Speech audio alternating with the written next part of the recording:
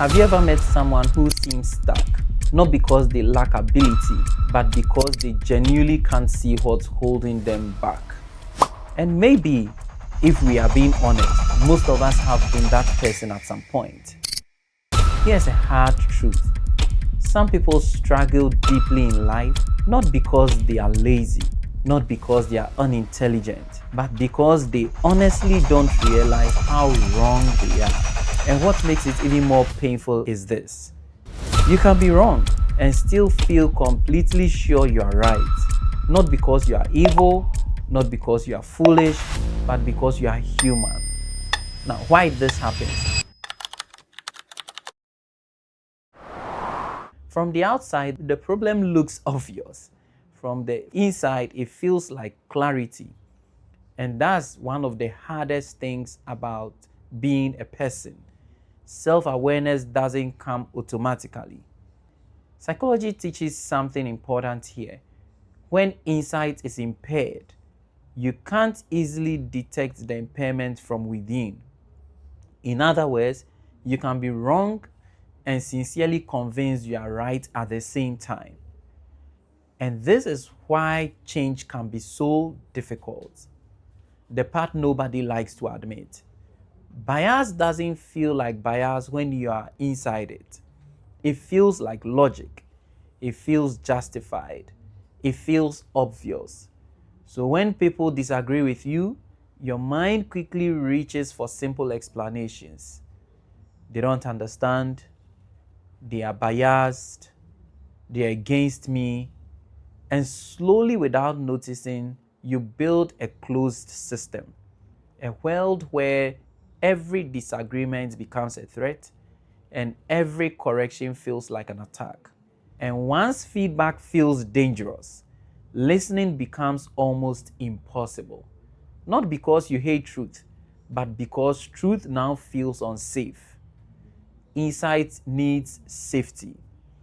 There's something else happening too.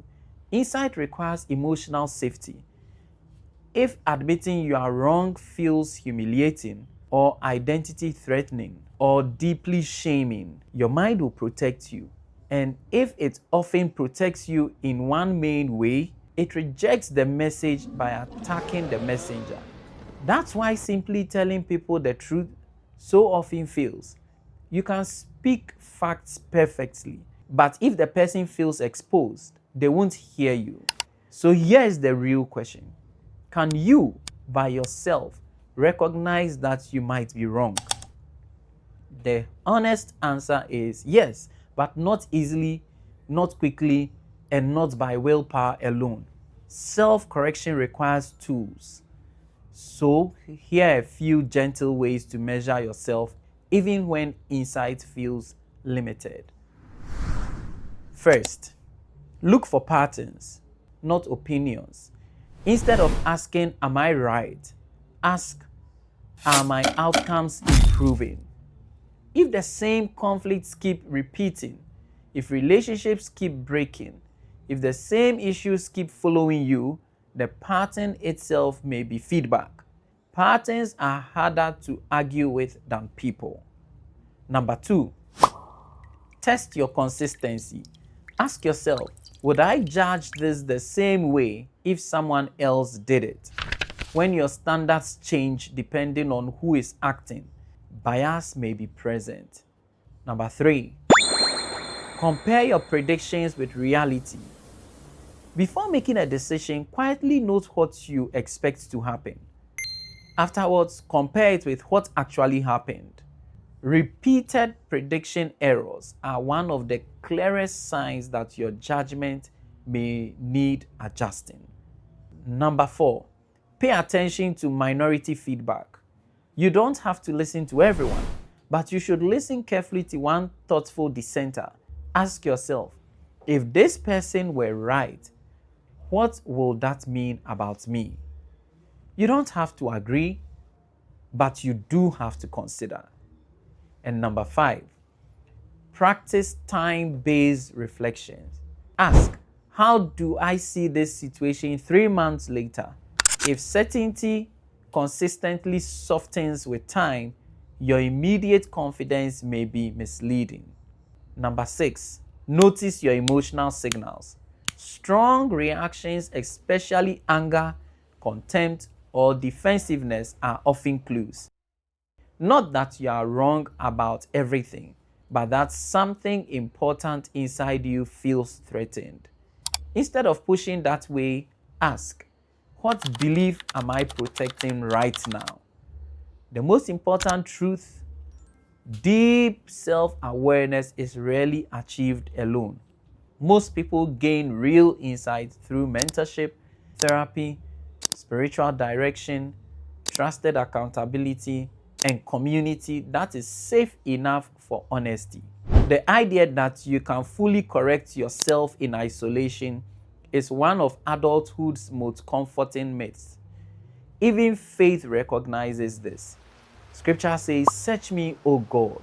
It also says, "Let a wise person rebuke me." And then it says, "In the multitude of counsel, there's safety." Notice the posture. Insight is invited, not forced. So finally, I want to leave you with this. People who are stuck in wrongness are not always stubborn. Sometimes they are not protected. Other times they are alone with their certainty. And the tragedy isn't that they are wrong. It's that there's no safe structure around them to help them see more clearly. So being wrong is not the greatest danger in life. Remaining unexamined is. Growth doesn't begin when you finally prove yourself right. It begins when you become brave enough to question yourself honestly. So if this reflection resonated with you, sit with it. Insight often comes slowly, but when it comes, it changes everything. If you value thoughtful conversations like this, you are welcome to subscribe and continue the journey with me. Until next time, stay humble, stay reflective, and keep choosing wisdom. See you in the next episode of Unfiltered Psyche. Thank you.